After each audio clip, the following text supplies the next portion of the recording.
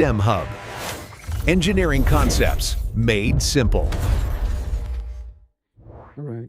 So,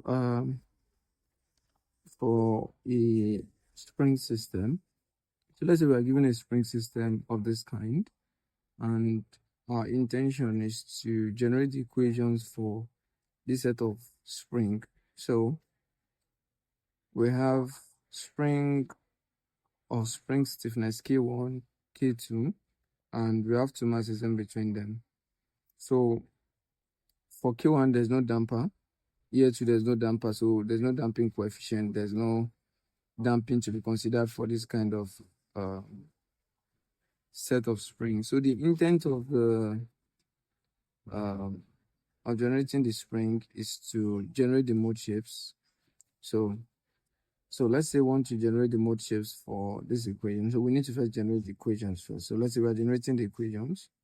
So once you displace this spring by x1, so let's say peradventure I have this spring is in static equilibrium at first, but I'm trying to displace it towards this place. So when I displace K1, so we're assuming that x2 is greater than x1. So you can assume otherwise. It will just change the way you the way this is arranged. So we're assuming that x1 is greater than x2. So meaning that if I displace this, K1 is extended by x1. That's no doubt. But what would your forcing force from the spring try to do? You try to return it back. That's why we're having this direction. Then we have a mass M1, which is directed towards, which are going to have like a K2. So now if you look at this spring K2, the effect on this spring K2 is felt on x2 and x1. So when we try to displace this mass, this have been displaced, this spring extends like this. So what would this spring do? Because of this spring, the distance x2 is greater than x1. We're going to have more displacement here. There will be sort of an expansion occurring here because of x2 is greater than x1. So when we have such a thing, well, this is going to try to push this thing to the other side. What do I mean? Because of expansion is occurring in this direction, because of x2 is greater than x1, it will want to move like this. So there is a conclusion that your spring will try to force it back to its initial, because it naturally tries to expand.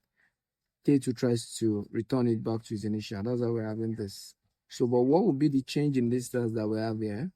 It will be x2 minus x1. Why is that? Because this extends by this. Let's say it extends by 5 meters. That's what x1 is. Then x2 is 7 meters. So the change we are going to have here with respect to K2, what it needs to, the amount of forcing force it needs to generate to return it back to its initial will just be what we initially have here, which let's say is a distance that we have here, 10. So, and 10 minus 5 will be 5. So that means that is what it needs to return back. So that's why we're having K2 x2 minus x1. That's just the physical analogy of the explanation.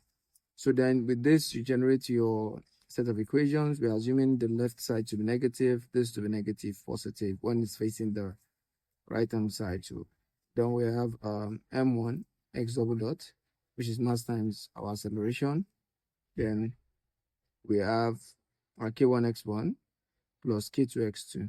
So upon expansion, upon extending this, we have M1 kx1 K2 x2.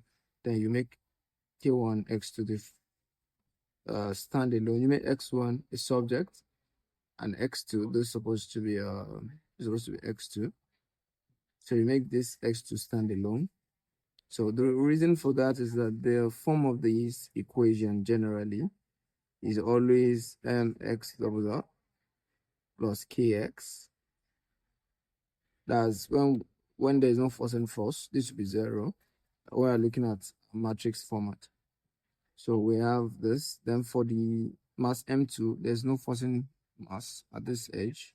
There's nothing acting at this edge, so it's just there. Then the same effect that we have here, as I said, expansion will try to occur. The forcing force will try to push it because it's trying to expand. You try to push this backward. The forcing force tries to push it the other way around. And whatever movement that is occurring there with respect to K2 is just x2 minus x1. Then you have your acceleration, mass acceleration, which is still a force. You have this in the opposite direction because that's where it is. It will follow the direction of the displacement. So we have m x2 x1 k2, as we already said the sign convention for the positive and negative. Then you have your sets of equations.